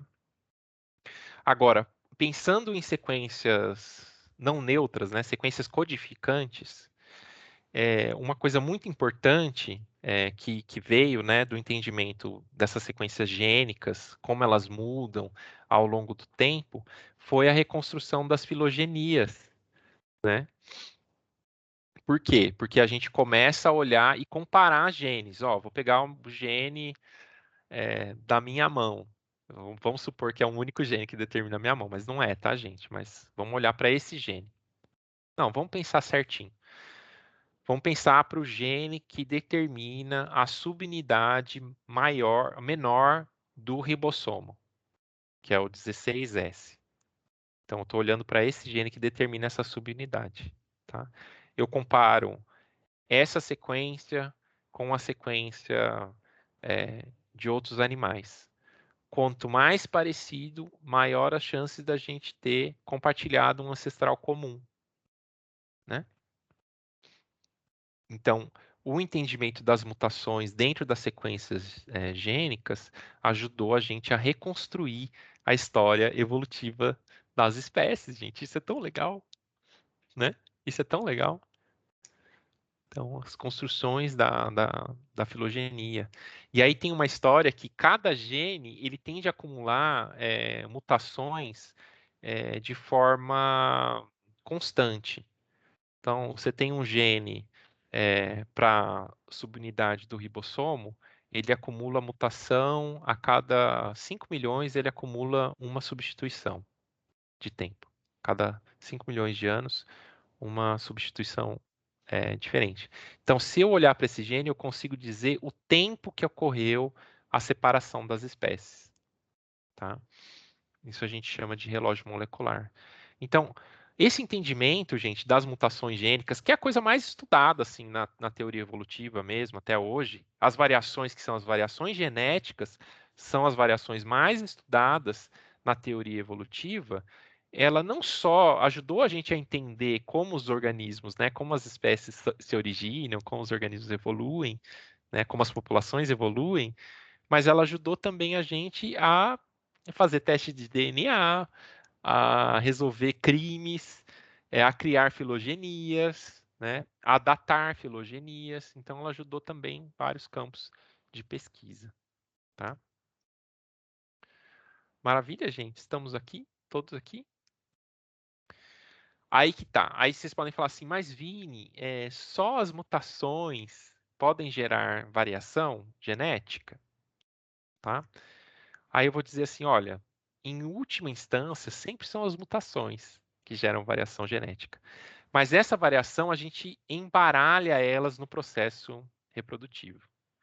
E aí que entra a questão do crossing over e da segregação independente dos alelos. Vamos dar uma olhadinha nisso? Que isso aqui é muito legal. Pega aí, caderninho, gente. Quando a nossa célula vai fazer, quando o gameta... Vocês querem falar de vocês ou vocês querem falar dos nossos pais? Vamos pensar nos nossos pais. Quando meu papai for fazer um gameta, fazer um espermatozoide, é legal porque isso gera um certo constrangimento, assim.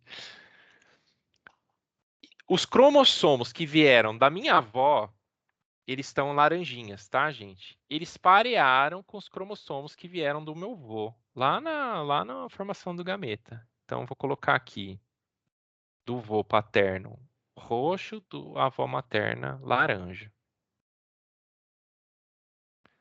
Tá? E aí tem... Então, vamos supor que esse é o cromossomo 1. O cromossomo 2 também ficou um da minha avó para a esquerda, do meu avô para a direita. Mas o cromossomo 3, ele ficou da minha avó para a direita e do meu avô para a esquerda. Tá? E assim por diante. O que eu estou querendo dizer, gente? Que o lado que esses cromossomos se pareiam aqui, do pai e da mãe, eles são independentes, tá? É isso que lá o Mendel, a gente vai olhar na próxima, ele chama de segregação independente dos fatores determinantes. Então, se esse aqui se o laranja vai para a direita e o roxo vai para a esquerda, independe se aqui no número 2, um vai para a direita e outro para a esquerda. Um independe do outro, tá? Isso é segregação independente. Então, no final das contas, eu vou ter um gameta com eles todos misturados. Não vai ser um gameta só de laranja, um gameta só de roxo. Vai ter tudo misturado. Vai ter gameta com o cromossomo que veio do vô, gameta com cromossomo que veio do vô, outro cromossomo veio da avó e assim por diante. Tá confuso isso, gente? Vocês estão entendendo até aqui? Fala aí se estiver confuso, tá? Até o 23, né, gente? A gente tem 23 cromossomos? Cadê? Quem sabe informar aí? Sim, 23. 23. Obrigado. Então, até o cromossomo 23, eles se segregam de forma independente. Além disso, o que pode acontecer? Eles podem trocar. Então, esse cromossomo aqui, ó, ele vai ganhar a parte da avó. E esse aqui vai ganhar a parte do vô. Então, na hora de segregar, esse daqui vai vir para cá, ó, desse formato, ó, uma parte roxa e uma parte laranja. Isso a gente chama de crossing over. Então, na hora da formação dos gametas, tem dois fenômenos que são muito importantes, tá? A segregação independente dos cromossomos e independente, e isso que é a troca, né, entre eles, que é o crossing over, tá? E isso gera muita variabilidade, né? Só para vocês terem uma ideia, o tanto que isso gera de variabilidade, vamos fazer uma conta. Qual a chance aqui do cromossomo roxo vir para a direita e vir para a direita e do laranja ir para a esquerda? A chance é de 1 sobre 2. Qual a chance desse vir para a direita e para a esquerda? É 1 sobre 2. Então, as chances da gente ter um gameta formado da forma como ele é 1 sobre 2 elevado a 23. Isso aqui é uma chance infinitesimal, gente. Tipo, é um número absurdo de pequeno. A chance é muito pequena de ter formado o gameta daquele jeito que ele formou. Tá? Agora, se adiciona isso que não é só do papai, é também da mamãe. Então esse número é menor ainda. Tá? Desses 2 gametinhas que formaram vocês aí, terem se encontrado. Agora, soma-se a isso o tanto de crossing over que aconteceu para formar esse gameta, que pode acontecer infinitas vezes o crossing over. Então, esse número é menor ainda a probabilidade de ter formado o genoma que vocês carregam aí na célula de vocês. E adiciona isso que para ter esse encontro desses gametas, a mamãe tinha que estar ovulando, né? Teve que ter um encontro romântico para ser exatamente esses gametas. Tá? O que eu estou querendo dizer, gente? O corpo que a gente carrega, ele tem uma chance muito pequena de ser da forma como ele é, geneticamente, né? De ter a genética que ele tem. E por isso que a gente nunca pode reclamar do corpo que a gente tem. Eu coloquei uma frase aí um começo de um capítulo de um livro do Richard Dawkins, que ele fala assim, ó, todos nós vamos morrer. E a gente tem que agradecer por isso, porque a gente é muito sortudo. Porque a maioria dos gametas não vingaram, né?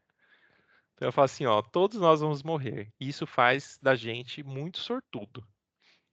A maioria das pessoas nunca vão morrer, porque elas não vão ter a chance de ter nascido, né?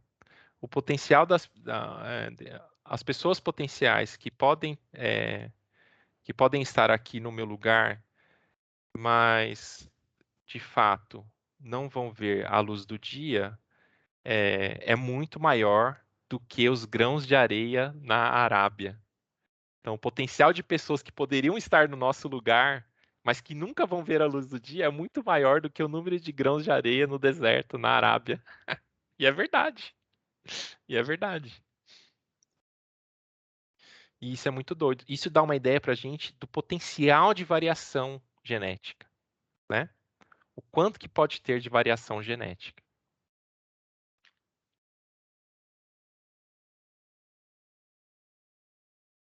É muito louco pensar nisso. Eu acho muito louco também pensar nisso. Vamos seguir aqui, gente. Tá, então como que a gente pode olhar essas variações, né, genéticas lá no fenótipo? Essas variações elas podem ser do tipo contínua e do tipo descontínua. Quando eu falo que o Mendel escolheu bem, né, as variações que ele olhava, é porque ele olhou para variações descontínuas. Então, quando você olha as variações que o Mendel estudou na ervilha, se a ervilha é verde ou amarela, só tem 2 fenótipos possíveis, né? Então deu certinho. Se ele tivesse olhado para o tamanho do corpo, né, para o tamanho da planta, não daria certo. Para o tamanho da folha, não daria certo, né?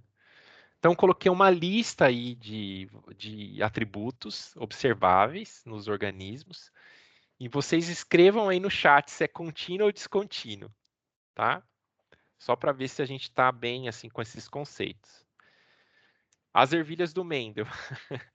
Os atributos que o Mendel estudou na ervilha, se é lisa ou rugosa, se é verde ou amarela, se a flor é branca ou roxa, são atributos contínuos ou descontínuos? De variação contínua ou descontínua? O que vocês acham?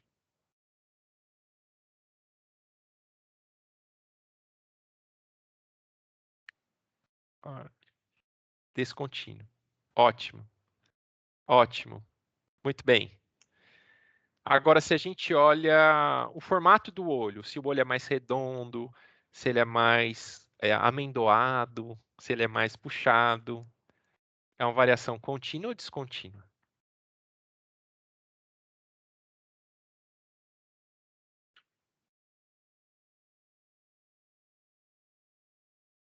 Contínua. Muito bem, muito bem. E a pelagem de gatos? Só para não, né? Um exemplo aleatório aqui. Pelagem de gatos.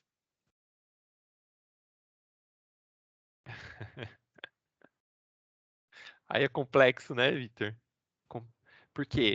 Porque a gente sabe que tem gato de algumas cores apenas, né? Não tem gato de qualquer cor. Mas dentro daquele grupinho ali, né?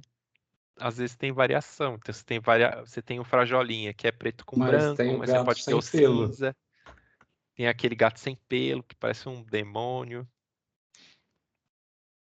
Mas até o gato sem pelo tem cor, tem gato sem pelo malhado, É, ele assim. tem uma cor também, né? O gato sem É pelo. verdade, é verdade, é verdade.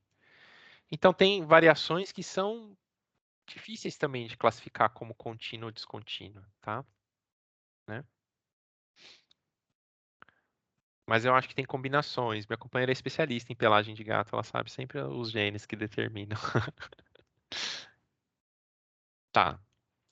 E geralmente, quando a variação é contínua, né, como o tamanho do corpo, ela está ligado a um gene, não só a um único gene, né, mas a múltiplos genes, né? E aí a gente vai entender que aquele esquema mendeliano, né, um gene, uma característica, ele não funciona muito bem, tá? Além disso, como a gente falou aqui, o ambiente também pode determinar variações no fenótipo. E no final das contas, o que a seleção enxerga é a variação no atributo e não a variação no determinante do atributo. Anotem isso aí no caderno de vocês, gente. O que a seleção enxerga é a variação no atributo e não a variação no determinante do atributo. Tá?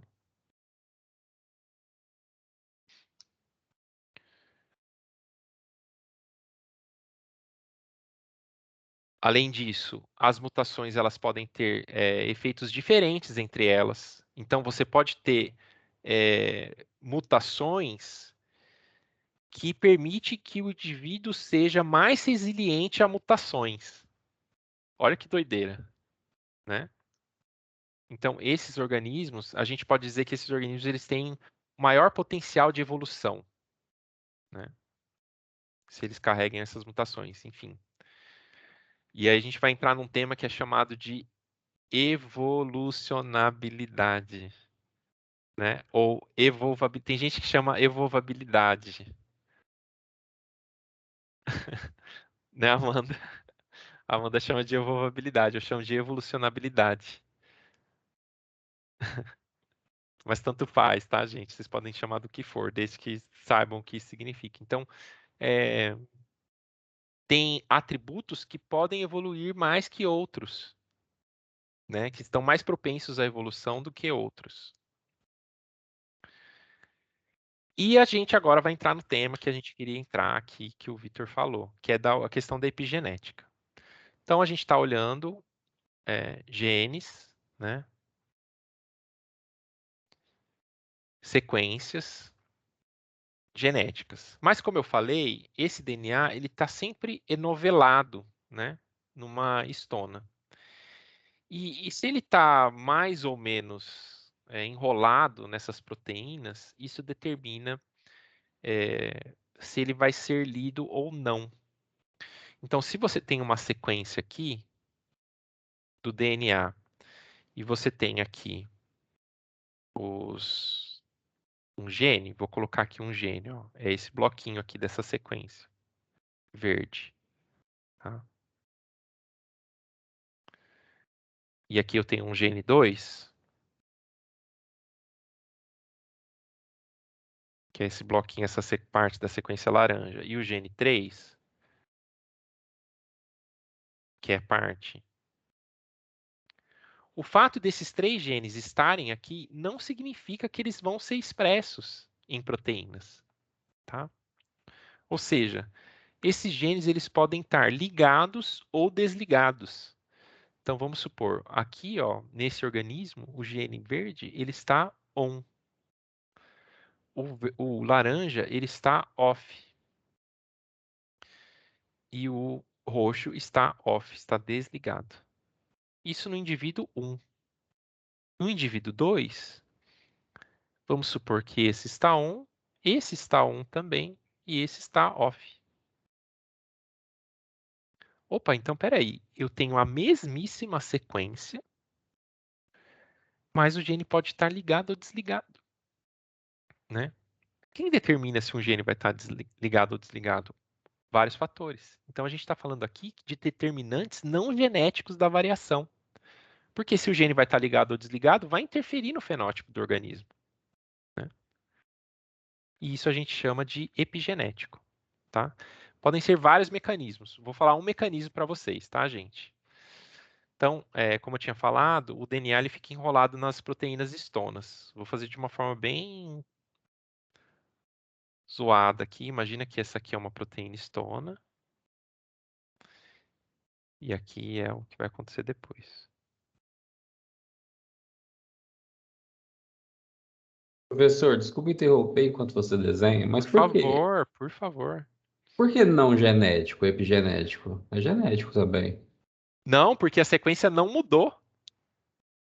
Cadê Mas quem ela tá foi aí? exposta, isso é genética também, ainda assim, é Não, sobre genes. não. Esse é um ponto muito bom, porque Eu vou Sabe explicar o por quê? mecanismo Porque aqui, epi é Vitor. superficial, não é? Então a genética é superficial ali do dia a dia. Não, eu vou explicar aqui por quê, Vitor. Talvez vai esclarecer, porque eu vou bater na tecla que não, que isso não é genético, tá? Então aqui tá a histona, tá? E lá tá enovelado o DNA. Vocês já fizeram genética molecular, gente? Esse DNA ele dá 2 voltas e meia, eu acho, aqui na histona. Se alguém puder lembrar para mim. Ele faz assim, ó. Ele dá uma voltinha. 2 voltas e meia, tá? Na histona. Aí, o que pode acontecer é que esse DNA ele pode ser desnovelado. Então, em vez dele dar uma voltinha e meia, ele vai ficar, sei lá, ele vai fazer uma alça maior aqui, ó. Entenderam? E aí, essa sequência aqui, vamos supor aqui que tem uma sequência laranja aqui.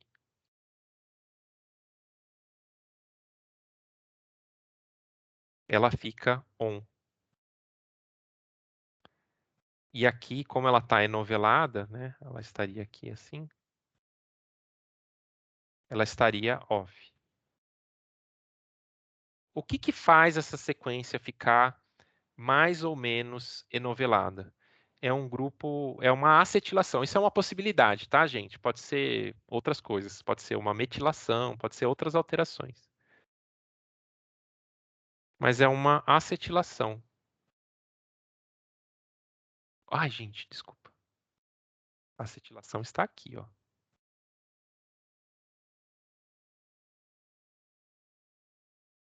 Então vamos anotar aqui acetilação.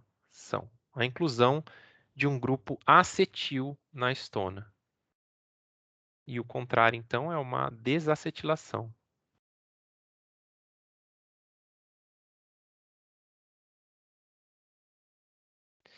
Então, olha só, Vitor, eu tenho a mesma sequência genética aqui. Mesma sequência de letras. Não tem variação nessa sequência de letras, desse estado para esse estado. Mas esse estado vai me gerar um valor de atributo, né, um fenótipo, e esse estado vai me gerar outro valor de fenótipo, outro atributo. Aí vocês podem perguntar, mas o que que determina que vai ter uma acetilação aqui na histona? E eu vou falar para vocês. o ambiente pode determinar, tá? Então, se essa sequência vai ser ou não acetilada, depende se o ambiente é mais frio ou mais quente, se é mais chuvoso, se é mais seco ou mais chuvoso. Mas, sabe, ainda assim é um ajuste que a nossa genética é capaz de oferecer. Mas é só uma questão conceitual que eu entendo o que você está falando, sabe? Fala, Amanda. Você quer falar, Amanda? Não, Vitor, eu acho esse ponto muito importante. Mesmo, Vini, eu penso só na questão do entendimento, de por que a gente entende assim, que eu acho que isso ajuda também a gente entender essas novas coisas que estão aparecendo na evolução, na teoria evolutiva, quer dizer. E eu acho, Vitor, que essa noção de epigenética, ela vem disso que o Vini está falando, porque dela dá uma maior atenção para o efeito que o ambiente tem no genótipo. Então, porque antes o genótipo era visto como uma coisa completamente estável e assim, o ambiente não poderia alterar nada do genótipo. Ele era estável, fechado ali na caixinha dele. No começo, eu digo assim, sabe, lá para os anos 1940, 50, quando estavam se entendendo mais sobre o DNA, sobre o genótipo em si. Então, eu acho que essa denominação e esse entendimento de que não estamos mais falando no nível do genótipo vem disso, porque o genótipo ele também era entendido como sequência de DNA, tanto que mutação é alteração em sequência de DNA. Então, por essas variações, apesar delas envolverem regulação gênica, então era o que a gente estava falando do que antes era considerado lixo, está muito envolvido nisso, na regulação dos genes, nas interações entre eles. Então, isso ainda é visto como além do genótipo, por conta de eles responderem ao ambiente e por não ser exatamente variação na sequência, que é o que era o entendimento sobre genótipo até então. Entendi, é uma questão consensual de conceito. Entendi. Isso. Aqui o Lucas está perguntando, né? A acetilação é regulada pelo genoma? Ela é regulada por uma proteína, né? Uma acetilase que tem lá a sua sequência lá no genoma. Porém, gente, o que é importante aqui é o que determina a acetilação. O que determina a acetilação não é uma mutação no genoma, é uma variação no ambiente. Então, a origem da variação que vai ser expressa lá no fenótipo, no fim, ela é ambiental. Então, se a gente for indo para trás, esse indivíduo aqui tem esse fenótipo. O que causou? Aí eu vou olhar, não há diferença no DNA, mas há uma diferença no epigenoma. Não tem diferença no genoma, mas tem uma diferença no epigenoma. Então foi epigenético. O que causou essa diferença epigenética? Foi o ambiente. Entendeu? E agora a gente vai chegar no ponto, no ápice do nosso encontro de hoje, é que o epigenoma é herdável. Tá? Então, essa sequência de metilações, de acetilações, ela é transmitida de uma geração para outra. Tá? Então, de uma geração para outra, não necessariamente acontece um reset do epigenoma. Né? É herdado também. Então, a gente está falando de características que são adquiridas ao longo do desenvolvimento do indivíduo, né? Que podem ser herdadas. Isso é lamarquismo, né? É herança dos caracteres adquiridos. Agora a gente fala assim, do exemplo da girafa, né? Mas a girafa... Gente, mas assim, não é só a girafa. A girafa é um exemplo infeliz de herança de caracteres adquiridos. Eu acho que o mais legal, acho que o interessante disso, gente, é pensar, a forma como a gente vai pensando a evolução, quando a gente não considera essas outras coisas que o Vini está falando. Então, aí a gente tende a direcionar a evolução ao nosso entendimento, tudo isso. Foi isso que aconteceu ao longo da história. todo o esforço, todo o entendimento foi sendo direcionado para os genes, e a influência do ambiente não foi sendo tão considerada. E é o que vem mudando agora. Por quê? Por causa dessa evolução do entendimento mesmo, é uma questão histórica. Do que foi mais estudado, né? Isso. E é por isso que é importante pensar, não é que o genótipo não é importante, não é que as mutações não são importantes, elas são extremamente importantes. Mas é considerar que existem também outros níveis que também são importantes e que nos ajudam a entender ainda mais a evolução dos organismos. Isso. Então, vamos anotar aqui, ó, para a gente já ter isso consensualmente, tá, gente? Esse é um entendimento bem legal de um livro, inclusive, que está publicado em português, que chama Evolução em 4 Dimensões, né, Amanda? Então, quais são, para a gente ter anotado aqui, as fontes de variação que são importantes para a evolução, porque são herdáveis. Então, primeiro, variação genética. Então, o genoma, né, os genes, eles variam e eles são herdáveis. Então, isso é importante para a evolução. Segundo, variações epigenéticas, que é isso aqui que a gente falou agora, né? Não só isso, mas outras coisas também são variações epigenéticas. Mas principalmente isso, que assim, que variam, né? Então, o epigenoma varia e ele também é herdável. Terceiro, variações comportamentais.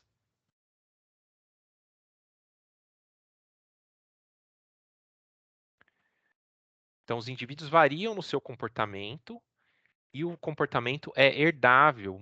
Em muitas espécies, há um ensino, os organismos ensinam uns aos outros um comportamento. Tá? Nem todos os comportamentos são determinados geneticamente. Vocês podem falar assim, mas o comportamento é determinado geneticamente. Mas existem comportamentos que são ensinados. E, por fim, a variação simbólica, que seria, então, a variação que a gente... do que está escrito, do conhecimento da cultura, tá, gente? Da nossa própria espécie. Então, isso aqui é uma síntese desse livro, né? Evolução em 4 Dimensões, da Eva Jablonka e duas mulheres, Eva Jablonka e Lamb. Jablonka e Lamb. É Marion Lamb e Eva Jablonka. Super recomendado. A linguagem seria o substrato, seria a coisa simbólica. Que a gente deixa no escrito, né? A gente cria um símbolo e isso é herdado para as próximas gerações, tá? Os memes, bom, enfim, vocês podem imaginar aí tanto de coisa que pode ser. Pode falar, Amanda. Só que pensando aí nessas 4 coisas que você colocou, das 4 fontes de variação que são importantes para a evolução, comportamento, simbolismo, como é que era, Vini? A variação simbólica. Simbólica. Né? Algumas dessas variações, elas poderiam ser traduzidas por variações fenotípicas. Isso. Elas vão interferir no fenótipo. Sim. E elas não são assim, quando você olha para ela, você não está vendo uma mutação, você está vendo algo que está sendo expresso. E a forma como a gente vai aprendendo evolução tão centrada no genótipo acaba fazendo a gente olhar uma frase assim, variações fenotípicas podem ser importantes para a evolução, e às vezes a gente olha essa frase e fala, não, de jeito nenhum, tem que ser genotípica. Mas aí tem um porém. Bom, se essa variação fenotípica puder ser herdada, ela pode sim ser importante, né? Então, essas nuances, assim, que a gente tem que ir percebendo. Aquela coisa, né? A seleção, ela olha o valor do atributo e não o determinante do valor do atributo. Né? Então, o que determinou aquele atributo? O que determinou minha mão, gente? A seleção não vai olhar o que determinou minha mão, ela vai ver se minha mão funciona ou não. Se foi o ambiente, se foi o genoma, se foi o epigenoma, não importa. Ela vai olhar se minha mão funciona ou não. E aí, se o formato da minha mão é herdável, vai evoluir por seleção natural, né? Se for herdável e tiver diferença na reprodução, né? Então, a gente vai entender, esse mecanismo a gente vai entendendo ao longo das próximas aulas. Tá, gente, muito bem. Eu li essa frase essa semana. Muito bom. Então, vamos olhar aqui, ó, o que a gente aprendeu hoje. Tararã, a gente deu uma definição aqui nova no vocabulário do que é atributo e o que é variação. A gente comparou o pensamento tipológico com o pensamento populacional. Viu como o Lamarck e o Darwin entendia, né, a fonte de variação. A gente deu uma revisitada aqui, parcial, nos experimentos do Mendel, né? Viu que ele chamou isso de determinantes materiais, né? Os determinantes do fenótipo, né? E aí ele conclui que são entidades físicas, né? Que eles existem e que eles têm um link direto com o fenótipo. E aí a gente estudou as mutações, né? As mutações gênicas e as mutações cromossômicas, tá? A gente viu que além das mutações, a segregação independente, né, dos cromossomos e o crossing over aumenta muito as possibilidades de variantes, né, dos organismos serem diferentes uns dos outros, né? E, por fim, a gente viu que não só as variações genéticas importam, mas outras variações de origem epigenética, de origem comportamental ou de origem simbólica também são importantes para a evolução dos organismos. Aí no final eu coloquei uma frase, gente, do Nietzsche, que está aí no livro, né? Que ele fala que a uniformidade é a mais pura loucura. Porque se você olhar na natureza, não existe uniformidade, gente. Uniformidade é uma coisa da nossa cabeça. Não tem nenhum atributo que é igual entre os organismos. Tudo varia, tá? Beleza, gente? Então, essa foi a nossa aula de variação. Agora eu vou liberar o formulário para vocês fazerem de forma assíncrona. Não estarei presente. Se vocês quiserem criar uma sala, tá, gente? Eu acho que vocês conseguem criar uma sala no Teams para discutir as questões. Eu super encorajo vocês fazerem juntos e juntas, tá? Discutirem entre vocês qual a melhor opção, tá? Não tem problema. Então, continuem conversando, né? Se vocês puderem fazer agora, ótimo. Mas se não, eu vou disponibilizar essa aula no YouTube e também a atividade vai ficar aberta até a terça-feira que vem, tá bom? Ô, Vini, o Lucas perguntou se o quadro branco fica salvo. Então, Lucas, vamos ver no vídeo. Eu tenho a impressão que não. Assim, o quadro branco eu posso salvar e jogar para vocês lá no grupo do WhatsApp, a imagem. Mas eu acho que no vídeo ele não grava o que eu compartilhei. Por isso que é ruim, assim, esse... Vini, você fala da apresentação? Porque do quadro branco. Grava. Grava. Como você compartilhou, grava. Não, beleza então, Pedro. Então... Tá bom, gente? Depois eu mando para vocês o link no YouTube, tá? Teve bom.